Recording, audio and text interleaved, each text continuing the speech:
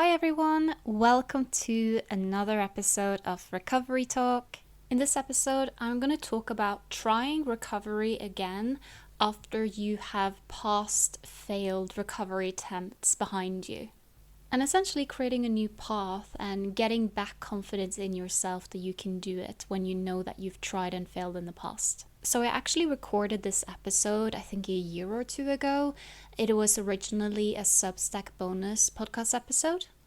But a few people asked if I could please share some of that on my main podcast, so I thought I would. So let's get started. So today I want to talk a bit about entering recovery when you have past recovery experiences that maybe aren't so great.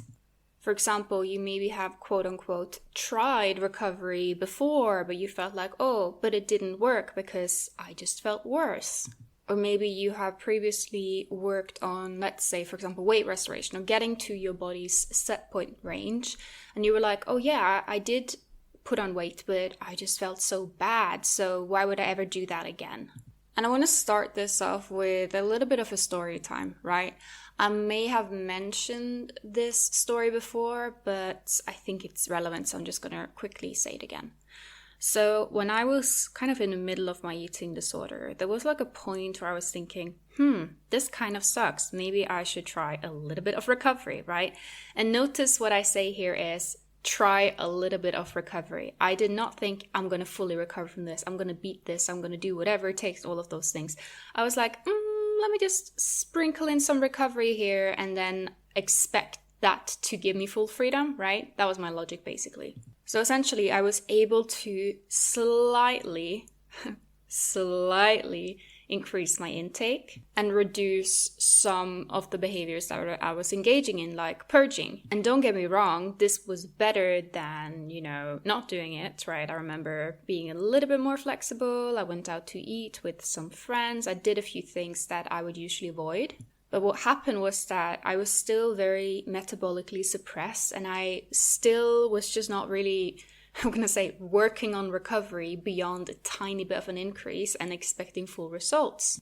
So what happened is that a lot of my fears came true, that yes, I did put on weight very quickly despite eating very little, which now I know is completely normal when you are severely restricted. And I was also, I'd been engaging in a lot of purging, so I had a bit of water retention. Like now I can see back and be like, yeah, duh, of course, that's expected to happen. But back then, I didn't know that. And I remember I put on some weight and I felt quite bad about it, right? And I didn't really have that bad body image issues during my eating disorder. I had some, but they kind of came secondary to my eating disorder, it felt like. So now I felt like I was quite big, even though I was at a weight that previously I hadn't really felt, quote unquote big at, right?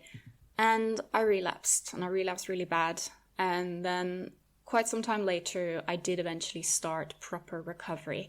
And I remember that experience had kind of scared me away from recovery a bit because I was thinking, well, I remember how bad I felt when I was at that weight, which was, again, still quite a low weight, right?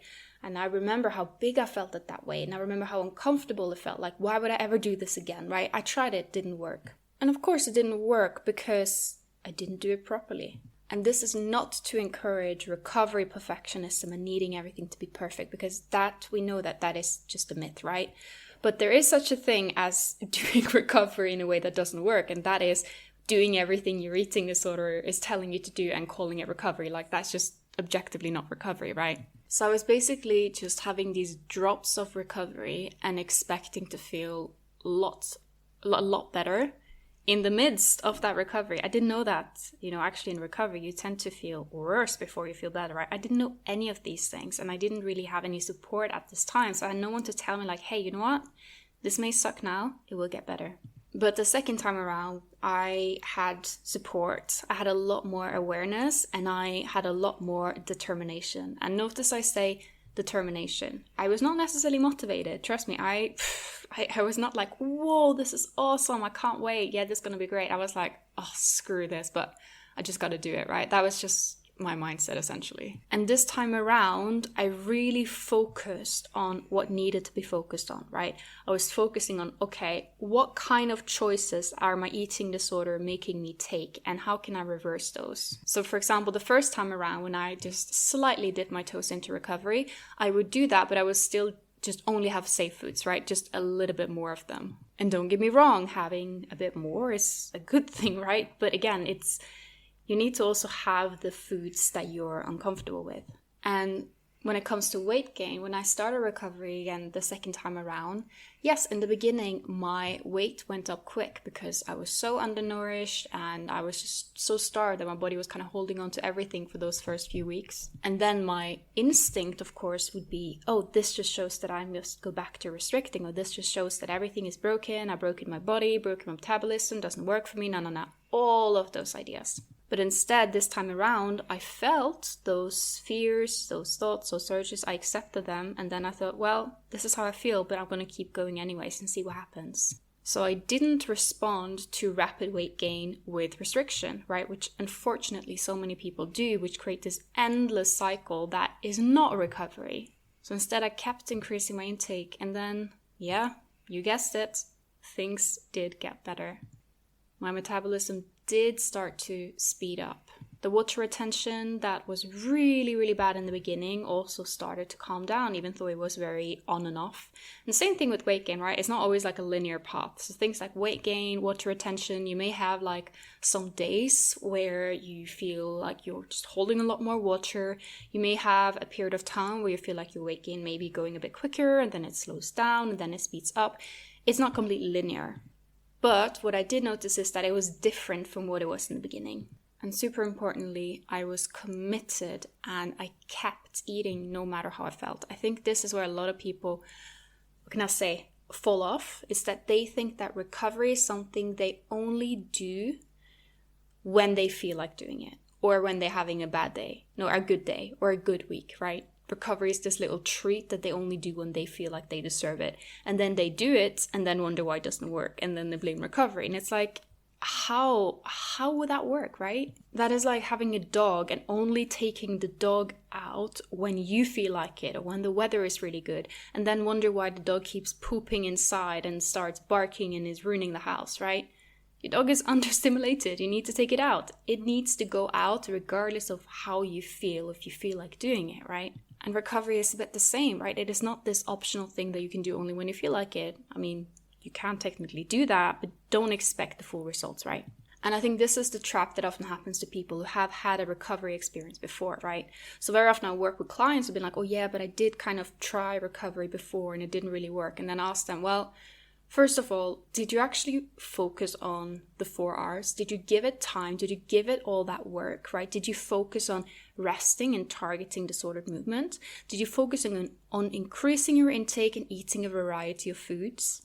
Did you focus on reprogramming and kind of retraining your brain through exposing yourself to fear foods and fear situations? And did you do that repeatedly, not just one-off, like, oh, I'm going to have an ice cream once and then I'm done with that, right? No, did you do those things repeatedly? And did you allow your body to reach its set point weight range, right? Not trying to micromanage, not trying to focus just on, oh, I need to reach, for example, like a minimum healthy BMI and that's it and then I'm done. But actually let your body decide its weight rather than your eating disorder deciding it, which your eating disorder deciding anything in your recovery is not really going to work. And then we often see that that's not really what they did, right? They may be like, oh, well, I put on some weight, but I was still holding back. I was still engaging in restrictive behaviors, still only having safe foods or engaging in like safe forms of movement, exercising to quote unquote serve foods. And very often I'll see people who may have focused it only on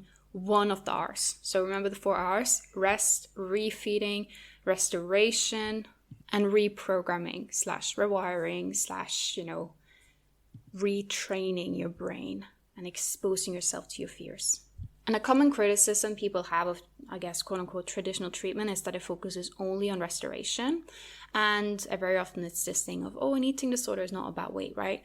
I would say that restoration is incredibly important. And the alternative to being like, oh, I don't want to focus too much on weight, and instead I'm just going to be like, oh, I'm just going to focus on rewiring, and then the weight will just sort itself out. Yeah, in some cases it might, but there are cases where you might have to actually intentionally push up your weight if you are under your set point weight range. Sometimes your body will sort itself out, and if you just completely like give in or go all in and just really listen to your body and eat, then it will sort itself out. But in other cases, first of all, that going all in may not happen. And second of all, even eating whatever you want whenever you want may not take you where you need to be weight-wise, and you may have to push up a bit there. That's my experience. So I don't think the alternative is to just not focus at all on weights and just be like, you know what, I'm just not going to think about it, right? Because there are people who have to intentionally push that up and will have to kind of force feed themselves a bit through mechanical eating, etc., etc. But I do really understand the criticism towards a lot of, for example, treatment centers where they only look at weight and they assume that when you are at a certain weight, then you're fine now, right? And they don't target that rewiring, reprogramming part. Because the truth is, you can technically restore some weight whilst still engaging in restrictive disorder behaviors, right? You can technically restore weight on only safe foods and whilst excessively moving around, right? It's not really going to give you full recovery. Additionally, I think a lot of people confuse being in recovery with being recovered. And I've said this before, but I think it's just such an incredibly important reminder that these are different. Recovery is the journey, and being recovered is the destination. And I do understand different people have different perceptions of this, where they kind of see, that being in recovery is more like a lifelong thing or something that takes several years or never really end. I get that. I have a slightly different view of it, and I guess I'm not saying there's any right or wrong here, but I just think there is something empowering with being like, yeah, I'm recovered now. I'm not in recovery, endlessly in recovery, not there. I'm recovered. And my definition of being recovered is essentially just an absence of eating disorder symptoms, right? It's pretty simple for me. I know I'm recovered because an eating disorder is just not something that affects me, right? It's just, I don't have those thoughts or urges. It's just not part of my life. I will say though, some people may define themselves as fully recovered and still have an occasional urge, but it's just more like a distant thing. They may have certain thoughts, but they're so quickly able to kind of just resume back to normal that they don't really consider it to be a sign that they're not recovered, right? So I think that's fair as well. But I do find it a little bit unfortunate to see how low some people kind of set the bar, where they're like, yeah, the best I can do is being in endless quasi-recovery. I can never do better than that. And unfortunately, I do sometimes think that treatment professionals may kind of encourage this because they don't necessarily believe in completely full recovery. But the way I see it is recovery is a temporary, it's kind of like if you imagine going on holiday, right? Recovery is the plane ride there, right? And imagine if going on holiday was just the plane ride, right? You'll be like, why would I go on holiday? This is kind of crap, right? This being there in that plane, which may be a bit uncomfortable. And being recovered is instead that final destination. So you needed the plane ride to get there, but that does not mean that the destination is the trip there, right? If that makes sense. And I think this is why some people are very hesitant towards being recovered, because they think that it is just the same as being in recovery. And being in recovery kind of sucks sometimes, right? It's scary. It's just, it's not really like a nice thing to do for the rest of your life. And people see this and think, why would I do this for the rest of my life? Isn't the eating disorder maybe just a better choice then? And I will say that I do think that being in perpetual recovery is probably better than being perpetually in an eating disorder, just because being perpetually in recovery is physically safer. Like when you are in the depths of your eating disorder like that, you can die, right? People forget that. It is dangerous. But in terms of comfort levels, you may find that being perpetually in recovery, you're not really going to be comfortable, right? Because recovery is all about seeking out discomfort. So if you're someone that's been like, oh, I tried recovery before, maybe that could be something to reflect a bit on.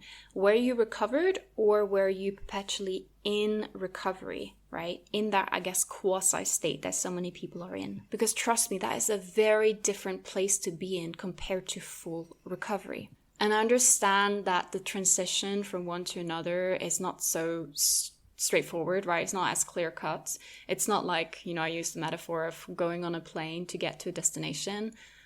it is not as clear cut as now you're on the plane and now you're off it, right? It is more a bit of a fluid transition, right? You may be like, oh God, I'm fully recovered now. And then something happens and you're like, oh God, am I really? And I guess that's just part of it, right? But I still think it is an important reminder, right? And that is at least how I see eating disorders and recovery and being recovered. I do see them as separate rather than it being either you have an eating disorder or you are in endless recovery. But again, if someone has different perceptions, that's okay. I think it would be very strange if I introduced myself and said, hi, I'm Amalia and I'm in recovery from anorexia, when I've been recovered for 10 years and I don't have a single day-to-day symptom that affects me, right? If anything, I would say that I'm far more relaxed with food, body, movement than I think any person that I know, or most people that I know, right? Because I've worked so much on it, right?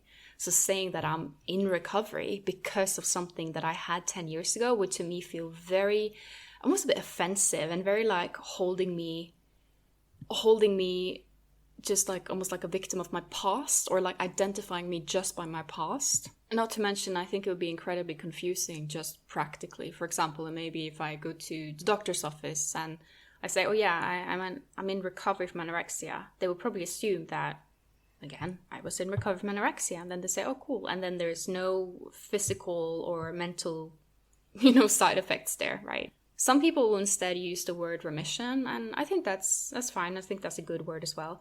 I think that kind of would acknowledge that even though you're recovered, you do have that vulnerability still. But I just personally prefer the word recovered rather than remission, because I feel like remission implies that there is a relapse almost looming there, and that's not really how I feel it. I feel very secure in my own recovery. Of course, I understand that nothing is set in stone. Things can happen, right? But I also feel like that's a bit like, I've had the flu in the past, but I consider myself recovered from the flu. I don't have the flu now. Is there a chance that I may get the flu in the future? Yeah, but I wouldn't say I'm in remission for the flu just because it may hit in the future. But hey, I'm completely open for discussion and debate here. And I guess it's not really that much of a discussion and debate. I just think different people have different words that they resonate with and feel works for them. So if you're someone who is now in recovery from an eating disorder, and maybe you have had past experience with being, I guess, a bit like quasi-recovered, and you're kind of scared that, oh, will this time mean just going back to where I was? I want to remind you that you can actually create a new roadmap here.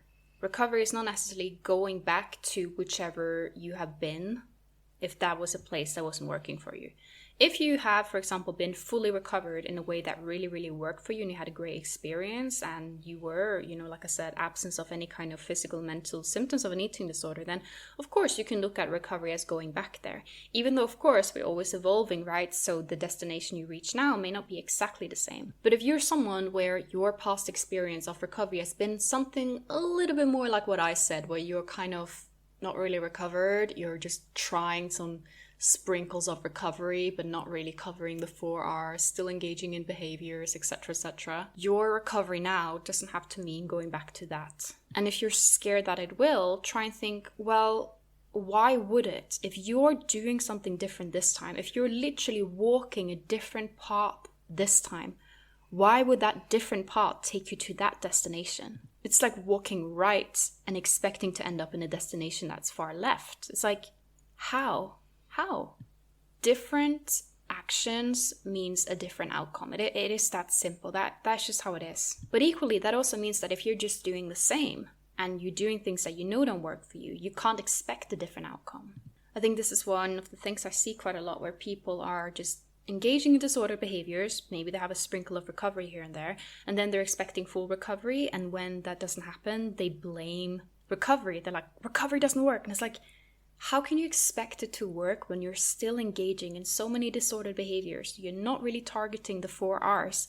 Like, how can you expect that full outcome? And again, I'm not advocating for recovery perfectionism, but there is a difference between recovery perfectionism and hypervigilance and this terrifying fear of doing something wrong and then ruining your entire recovery, which is, of course, not how it works at all, versus this thing of just not doing anything recovery oriented at all and calling it recovery, right? That again, there's a difference here. Having a flexible recovery, not hyper-focusing on perfectionism, does not mean not doing anything recovery-oriented, right? Because, I don't want to be perfectionistic, therefore I won't have my breakfast, right? That's, obviously not what I'm advocating for here.